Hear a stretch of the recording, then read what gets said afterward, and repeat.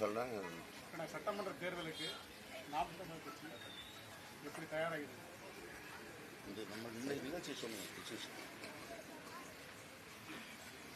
சரியா?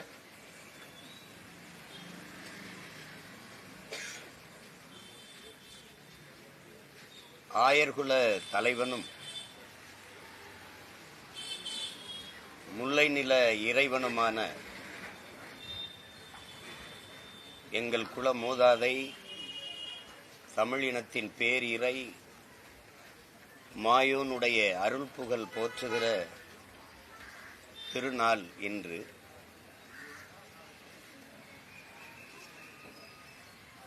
இரண்டாவது பெருநிலமான முல்லை நிலத்தின் தலைவனாகவும் இறைவனாகவும் இருந்த எங்கள் மாயோன் கண்ணன் என்றும்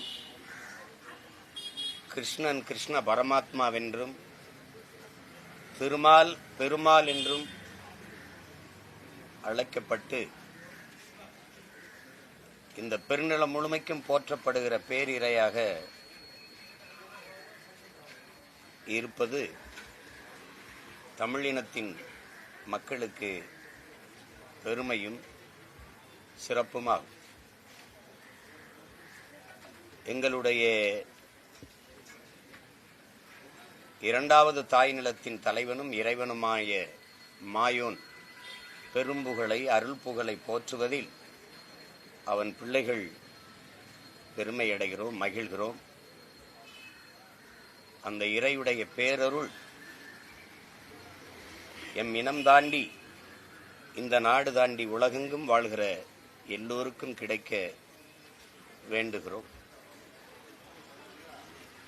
மாயோன் அருள் புகழை போற்றுகிறோம். அவ்வளவுதான் செய்தி. வேற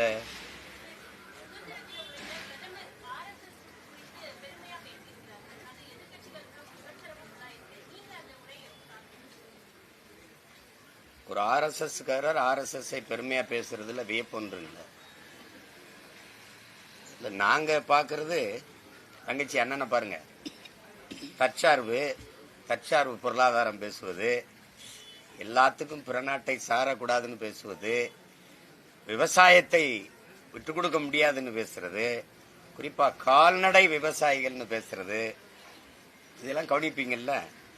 அந்த பேச்சுகள் எல்லாம் யாருடைய தாக்கம்னு உங்களுக்கு தெரியுதுன்னு நினைக்கிறேன். அப்ப வரியை குறைக்கிறேன், புரியுதா? 5 விழுக்காடு 18 விழுக்காட்டுக்கு வர 28 விழுக்காட்டுல குறைக்கிறேன்னா ஏன் குறைக்கணுங்கிற ஒரு கேள்வி எழுது பத்தியில்ல. ஏன்னா வரி தாங்க முடியாத சுமையா இருக்குது மக்களுக்கு. அப்ப தெரிஞ்சே இவ்வளவு காலம் அந்த வரி சுமையை திணிச்சது யாருடைய பிள்ளை? அதெல்லாம் நாங்க கவனிக்கிறோம். சரி, அப்ப எங்கோ ஒரு ஓரத்துல நம்ம பற்ற வைக்கிற நெருப்பு பரவுது. ஆனால் அந்த தற்சார்பு பொருளாதார கொள்கை, அந்த வேளாண்மைக்கு முன்னுரிமை, இது போன்ற நிலைப்பாடுகளில் மீதி இருக்கிற இந்த 4 ஆண்டு காலங்களில் 3.5 ஆண்டு காலம் இருக்குது. அதுல மாண்புமிக்க மேன்மைமிக்க நாட்டின் முதன்மை அமைச்சர் ஐயா நரேந்திர மோடி அவர்கள் உறுதியாக இருக்கணும்னு வேண்டிக்கிறோம். அவ்வளவுதான். இப்ப ஆர்எஸ்எஸ் பத்தி அவர் பேசுறதுல வியப்பொன்னும் இல்லை. ஆனா ஆர்எஸ்எஸ் பத்தி பேசிட்டு சுதந்திர தின கொடியேற்றி பேசுறதா வேடிக்கையா இருக்குது. ஏன்னா சுதந்திரத்தையே அவங்க ஏற்கல, சுதந்திரத்துக்காக போராடல, அவங்க வெள்ளையனை ஏத்து வெளியேற்றணுங்கிறது அவங்க நோக்கம் இல்ல. சுதந்திர கொடியவே அவங்க பிடிக்க தயாரா இல்ல. பிடிக்கும் போதும் ஈடுபாட்டோட பிடிக்க கூடாதுங்கிறத அவங்களுடைய கொள்கை. உங்களுக்கு புரியுதுன்னு நினைக்கிறேன். அதனால அதை பேசி என்ன பயன் இருக்குது? அதை ஒன்னும் நாங்க எப்படி பார்ப்போம்னா, இந்த நாட்டின் தந்தை விடுதலை போராட்டத்திற்கு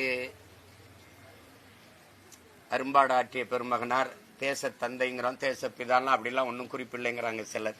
எப்படி பார்த்தாலும் ஒரு மிகப்பெரிய தலைமை, இந்த நாட்டின் அடையாளமாக இருக்கிறது. இந்திய நாட்டில் மட்டும் இல்ல, இந்திய நாட்டை விட்டு வெளியில எந்த நாட்டுக்கு போனாலும் இந்தியாவின் அடையாளம்னா காந்தியும் அண்ணல் அம்பேத்கரும் தான். உங்களுக்கு தெரியும்னு நினைக்கிறேன். அந்த காந்தியடிகளை சுட்டுக் கொன்ன ஆர்எஸ்எஸ் அந்த இயக்கத்தை தடை செஞ்சு வச்சு ஓராண்டு கூட அந்த தடையை நீக்கிக்கல. வல்லபாய் பட்டேல் அந்த தடையை நீக்கிட்டார். மறுமுறை பலமுறை தடையை விதிச்சு நீக்கிறாங்க.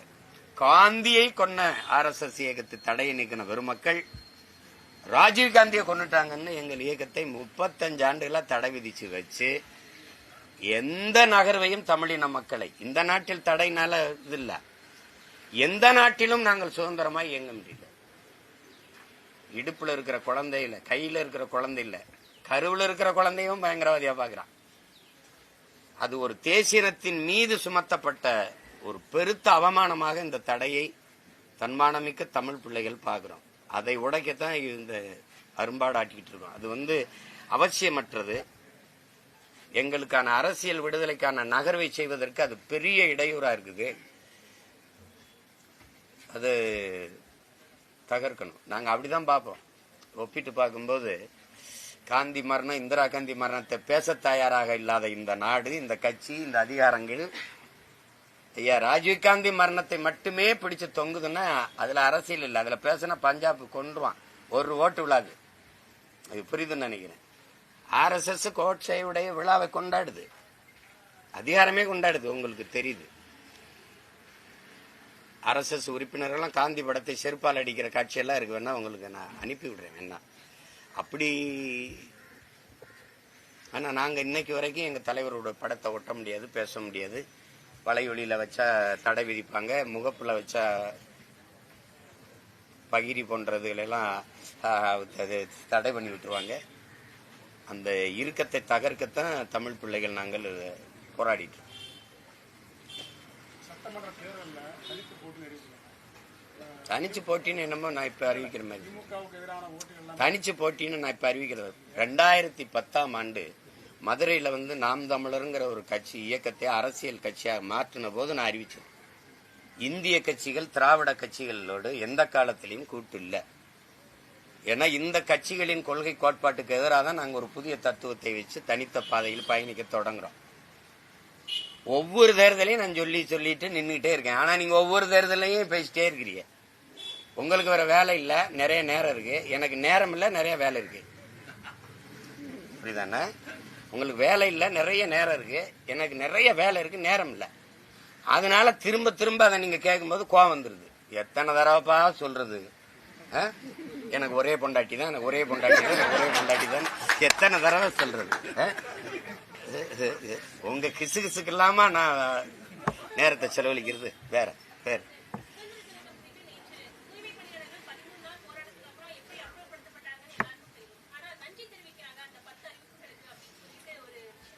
தங்கச்சிக்கு நான் கேட்கிறேன், அவங்க உண்மையிலே துப்புரவு பணியாளர்களான்னு பாருங்க. துப்புரவு பணியாளர்களா? தன்மானமிக்க யாராவது ஒரு தொழிலாளி இவர்களோட போய் நிப்பானா? அறிவார்ந்த தமிழ் சமூகத்திட்ட கேட்கிறேன்.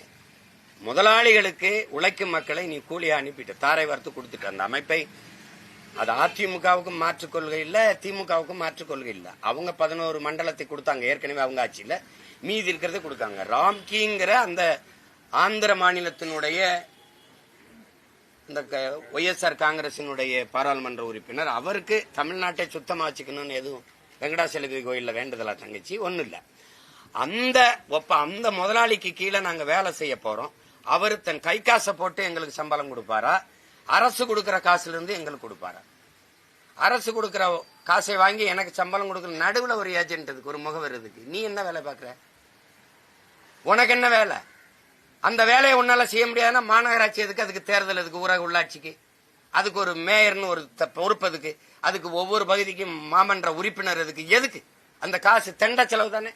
இதுக்கு செலவழிக்கிற காசையை மக்களுக்கு சம்பளம் கொடுத்துடலாம். 30,000 பேர் வச்சுக்கிறோமா, ஒரு மாசம் 20,000 30,000 சம்பளம் கொடுத்துக்கிறோம், 70 கோடிக்குள்ள முடிச்சிடலாம். ஆனா மாசத்துக்கு நீ 270 கோடி ஒதுக்குற.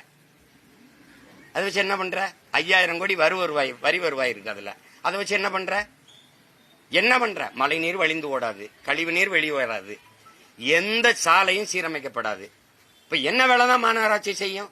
இந்த வேலையை கொடுத்துட்ட. சரி, நான் முதலாளிக்கு ராம்கிங்கிற நிறுவனத்துக்கு வேலை செய்ய போறேன். வேலை செய்ய போறேனுக்கு காலைச்சோறு நீ எப்படி போடுவ? யாரு காசுல போடுற? காலைச்சோறு போடுறேன், மருத்துவ காப்பீடு 2 லட்சம் போடுறேன், செத்து போனா 10 லட்சம் கொடுக்குறேன். இது யாரு காசுல கொடுப்ப? நான் வேலை செய்யறது முதலாளிக்கு, இவர் காலையில சோறு போடுவாரா? எங்களை சோத்துக்கு சத்தபய மக்களாவே இந்த கட்சிகள் வச்சிருக்கு பாருங்க. காலையில பள்ளிக்கூடத்துக்கு முப்பாக்குன்னு சோறு போடுவேன் மாணவர்களுக்கு, உங்களுக்கு சோறு போடுவேன். ஏண்டா சோத்துக்கு செத்த பயில்களா எங்களை ஆக்கி வச்சிருக்கேன் நீ. எப்படி இருக்கு? காலையில நாங்க குப்பையில கூட்டுறதுல இவர் சோறு போடுவார், எங்கேன்னு போய் நின்று சோறு சாப்பிட்டுக்கிட்டு இருக்கணும். இந்த காசு எந்த இதுல இருந்து கொடுப்ப? இவ்வளவு பணம் இவ்வளவு இருக்கிற நீ இந்த சலுகை அறிவிக்கிற நீ, அவன் கேட்கறத கொடுத்துட வேண்டியதானே. காலை சோறு, இந்த செத்தா 10 லட்சம், யாராவது செத்து பார்க்கணும் 10 லட்சம் கொடுக்குறானா இல்லையான்னு, அப்படிதானே நீங்க எடுத்துக்கிறதே. இப்போ இப்படி பார்ப்போம். முதல்ல கொடுத்த தேர்தல் நீங்க உங்க வாக்குறுதி வந்தால் பணி நிரந்தரம்னது. அந்த வாக்குறுதியை 4.5 ஆண்டுகளா நீங்க நிறைவேற்றாததுனால இப்ப இந்த போராட்டம் தீவிரம் எடுக்குது. அப்ப 4.5 ஆண்டுகளுக்கு முன்னாடி கொடுத்த வாக்குறுதியை நிறைவேற்றாத நீங்கள் இப்ப கொடுத்திருக்க வாக்குறுதி எப்ப நிறைவேற்றுவீங்க? தங்கச்சி, ஒருத்தன் தனி முதலாளி சம்பாதிக்கிறதுக்கு கள்ளச்சாராயம் காய்ச்சிறான், ஒருத்தன் கொழுப்படுத்து குடிச்சு சாகுறான். பல காலமா சாராயம் காய்ச்சி வித்த முதலாளி அவன் சம்பாரிச்சிருக்கான் கோடி கோடியா, இவன் குடிச்சு செத்துருக்கான். மக்கள் காசுல எடுத்துக்கொண்டு நீங்க 10 லட்சம் கொடுக்குறீங்க. இதேதான் நீங்க இங்க ஒப்பிடணும். ஒரு முதலாளியின் லாப தேவைக்கு நான் போய் உழைக்கணும், அரசு அவனுக்கு காசு கொடுத்துரும், டெண்டர் கொடுத்துரும், ஒப்பந்தம் கொடுத்துரும். ஒரு மாசத்துக்கு 270 கோடினா 10 மாசத்துக்கு 2700 கோடி. அது அப்படியே இந்த துப்புரவு பணிக்கு செலவுனா நவீன உபகரணங்கள், ஷூ, சாக்ஸ், அது இது அப்படி எல்லாம் கொடுப்பான. தங்கச்சி, ஒரு கக்குஸ் கழுவ 350 ரூபா செலவழிச்ச நாடா பாத்திருக்கீங்களா? 350 ரூபா எப்படி இருக்கு பாருங்க. ஒரு கிலோ குப்பைக்கு 12 ரூபா போடுது. ஒரு கிலோ குப்பை அள்ளுறதுக்கு 12 ரூபா. குப்பையை கூட அள்ள முடியாது. அப்போ குப்பை அள்ள முடியாது, தோத்து போயிருது. அந்த நிர்வாகத்தை நான் செய்ய முடியாது, கல்வியை கொடுக்க முடியாது, நான் செய்ய முடியாது, தனியார் தான். மருத்துவத்தை கொடுக்க முடியாது. பள்ளிக்கு வர பிறப்பு விகிதம் குறையுது, தனியார் பள்ளிக்கு போக பிறப்பு விகிதம் எப்படி கூடுது? எப்படி கூடுது? இதுக்கு பள்ளி கல்விக்கு ஒரு துறை, உயர்கல்விக்கு ஒரு துறை, கால்நடைக்கு ஒரு துறை, பால் வளத்துக்கு ஒரு துறை, எதை பற்றியும் கவலைப்படாம கமிஷன் வாங்குறதுக்கு ஒரு துறை. அதனால மொத்த துறையும் கமிஷன் துறைன்னு வச்சிருது நல்லது. எந்த கேள்விக்கு உன்கிட்ட பதில் இருந்திருக்கு? நான் கேட்கறதுக்கு ஏதாவது பதில் இருக்குதா சொல்லுங்க. ஏன்னா படிக்க வரல பிள்ளைகள்னு பள்ளிக்கூடத்தை முடிய, குடிக்க வரல நீ ஏதாவது ஒரு டாஸ்மார்க்க முடியிருக்கா? நீ நாட்டை எதை நோக்கி நகர்த்திட்டு போற? நீ கேட்டா நல்லாச்சுங்கிற. 15வது நாள் அந்த போராட்டத்தை அவசரம் முடிச்சு விட்டு காலில் சோறு போடுறேன், 2 லட்சம் ரூபாய் காப்பீட்டுக்கு போடுறேன், சத்தா 10 லட்சம் கொடுக்குறேன்னு ஒரு பசப்ப அறிக்கையை விட்டு முடிச்சு இந்த நன்றின்னு சோறாக்கி போட்டு அங்க சும்மா இருந்த இந்த ஜூனியர் ஆர்டிஸ்ட் ஆட வச்சு வேடிக்கை பார்த்த மாதிரி இங்க கூட்டு அந்த புதுசா அப்பதான் தச்சு கொண்டாந்துருக்காங்க. அந்த பதாகை இப்படி பிடிக்கிறதா அப்படி பிடிக்கிறதான்னு தெரியல, அதுல என்ன எழுதிருக்குன்னே தெரியல.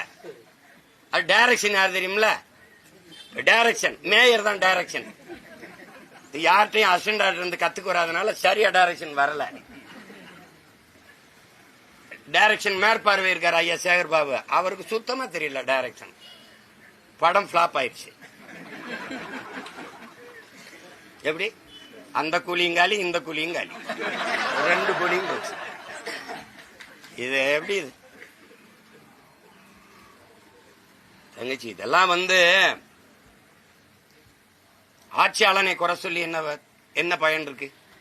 ஒரு நாட்டில் ஒரு ஆட்சியாளன் செய்யற தவறுக்கு ஆட்சியாளன் பொறுப்பேற்க முடியாதுங்கிறவள, அந்த ஆட்சியாளனை அந்த அதிகாரத்தில் உட்கார வைத்த மக்கள் தான்டா பொறுப்புங்கிற. என் மக்கள் செய்த பிழை அதை அனுபவிக்கிறோம், அப்புறம் என்ன பண்ண முடியும்? வேற ஏதாவது கேள்விகள் இருக்கா?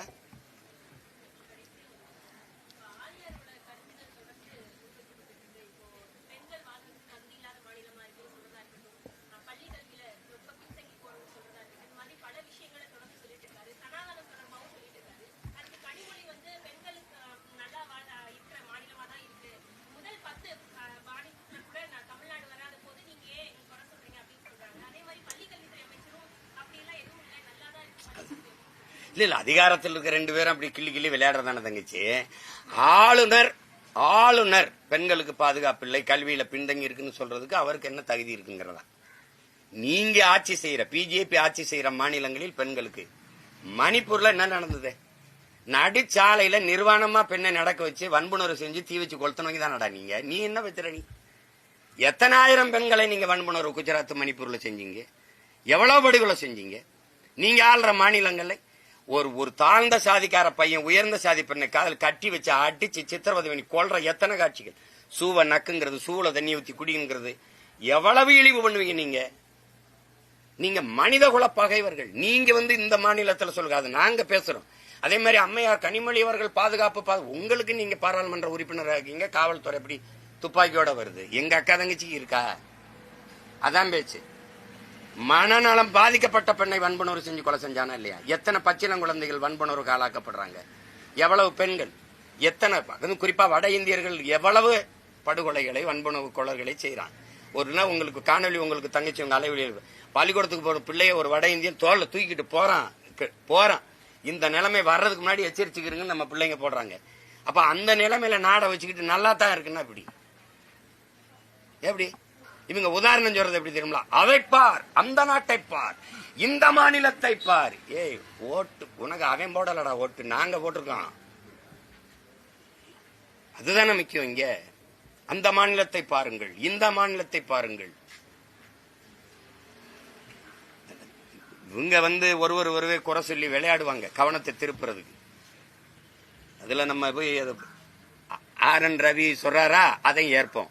இவங்க சொல்றாரா மத்த மாநிலங்கள்லாம் சரியில்லைன்னு அதையும் ஏற்போம். இப்ப நாமெல்லாம் சேர்ந்து எல்லாத்தையும் ஒழிப்போம், இவங்களை ஒழிப்போம். அதான் நம்ம செய்யணும். வேற ஏதாவது கேள்வி இருக்கா?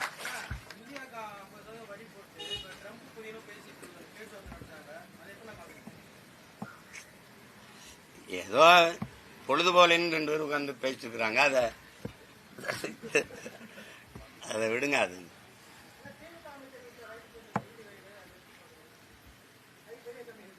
ஏற்கனவே போன ரைடு என்ன ஏதாவது சொல்லுங்க. ஏற்கனவே போன ரைடு என்னாச்சு சொல்லுங்க. டாஸ்மார்க்குக்காக வந்த ரைடு, இடி ரைடு. எங்கெங்க பிஜேபி போட்டிருக்கோ அங்கெங்க பணம் வாங்கியிருக்கா இல்ல? ஆதாரம் உங்களுக்கு அனுப்பிட்டா இல்ல? அனுப்பிட்டா? எங்கெங்கெல்லாம் நாடங்களும், தமிழ்நாடு மட்டும் இல்ல தம்பி, எங்கெங்க இடி ரைடு போயிருக்கோ அங்க காசு வாங்கிருக்கு. புரியுதா? அது இன்கம் டாக்ஸ்னா அது அவ்வளவு சரியா வசூல் வரல. அதனால அமலாக்கத்துறைன்னு ஒண்ணு கொண்டு வந்து, புரியுதா? நான் என்ன சார், அமலாக்கத்துறை இடி ரைடு தான் சிறப்பா இருக்கும்னா இன்கம் டாக்ஸ் ரைடை களைச்சி விட்டுறலாம்ல, அதை எடுத்துடலாம்ல. என்னையே தான் நல்லா விசாரிக்கணும், சிபிஐ எடுத்துடலாம்ல. எதுக்கு 2 தண்டை சம்பளம்? என்ன தம்பி, இவர் சுமாரா விளையாடுவார், அவர் தான் நல்லா விளையாடுவார்னா அவரே விளையாட்டுக்கு வச்சுட்டு இவர் எடுத்துடலாம்ல. எதுக்கு 2 பேருக்கு சம்பளம்? கேட்கறதுக்கு எல்லா தீர்ப்பையும் உச்ச நீதிமன்றம் தான் சிறப்பா சொல்லும்னா தம்பி, நாடங்கள் அதுக்கு கிளையை திறந்து விட்டு கீழமை உயர்நீதி, வாயா இங்க வாயா, எல்லாத்தையும் கலைச்சு விடியா, உச்ச நீதிமன்ற கிளையை எல்லாத்துக்கும் திறந்து விடியா. அவ்வளவுதானே. உயர் நீதிமன்ற கிளை மதுரையில் இருக்க மாதிரி தம்பி, உச்ச நீதிமன்றத்தின் கிளையை நாடங்களும் திறந்து விட்டுரு. என்ன தம்பி சிரிப்பா இருக்குல்ல? இந்த ரைடெல்லாம் சும்மா அப்படி ஒரு டைவர்ஷன், டேக் டைவர்ஷன். ரோட்ல போனீங்கன்னா, சாலையில போனீங்கன்னா டேக் டைவர்ஷன் அப்படின்னு எழுதிருக்கும் பதிலா அந்த டைவர்ஷன் தான் அது. வேற ஏதாவது கேள்வி இருக்கா? மறுபடியும் திமுகவுக்கு எதிரான வாக்குகள் சிதறுது. அதிமுக சிதறுன தேங்காய் அது உடைக்கிறீங்களா? அதிமுக நீங்க தனியா திமுகவுக்கு சாதகமாக இருக்குங்கிற கருத்து பரவலா இருக்கு. யாரு வாக்கையும் சிதைக்க ஓட்ட பிரிக்கிறார் அப்படின்னு சென்ட்ரிங் போடலையா? நீங்க ஓட போட்டு ஓட்ட பிரிக்கிறார். நாங்கள் வந்திருப்பது ஆகச் சிறந்த அரசியலை இந்த மண்ணில் விதைத்து நல்ல மக்களுக்கான தூய அரசு அதிகாரத்தை நிறுவனம்னு நினைக்கிறோம். அதை நோக்கி பயணிக்கிறோம். அவர் வாக்குச்சீதையும் இவர் வாக்குச்சீதையும் இதெல்லாம் நம்ம கவலைப்பட்டுக்கொண்டது. களத்தில் நிற்கிற ஒரு போர் வீரன் எதிரியின் பலகீனத்தை நம்பி களத்தில் சண்டை போட முடியாது. தன்னுடைய பலத்தை நம்பிதான் களத்தில் சண்டை செய்யணும். நாங்க எங்களுடைய பலத்தை நம்பிதான் களத்தில் நிக்கிறோமே ஒழிய, அந்த எதிரி பலகீனம் அடைவான், இவன் பலகீனம் அடைவான், அவன் சோர்ந்து உட்காரும் போது வெட்டணும், அதெல்லாம் எங்க கணக்கு இல்ல. புரியுதா? அதெல்லாம் நம்மதில்ல. நாங்கள் எதிரி தோற்கணும் என்பதை விட நாங்கள் வெல்லணுங்கிற வெறியா இருந்து வேலை செய்வோம். அதுதான் இங்க. அவ்வளவுதான கேள்வி? எழுதிட்டல அல்ல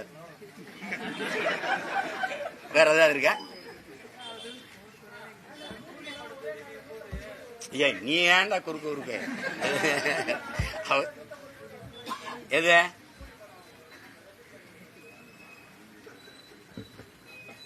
அது அவர் மேல இருக்கிற தமிழ் மக்கள் வச்சிருக்கிற அன்பு காரணம். உங்களுக்கு புரியுதுன்னு நினைக்கிறேன். அந்த வயசுல அவ்வளவு வசூலை தொட்ட நடிகன் இந்தியாவில் இதுவரை இல்லை. புரியுதுன்னு நினைக்கிறேன். அவர் ஐயா ரஜினிகாந்த் மேல தமிழ் மக்கள் ஒரு பேரன்பு வச்சிருக்காங்கிறத காட்டுது. அதுதான் அதை காட்டுது. அந்த முதல் நாள் வசூல் அவ்வளவு இருக்குங்கிறத காட்டுது. வேற அவ்வளவுதானே. வணக்கம்.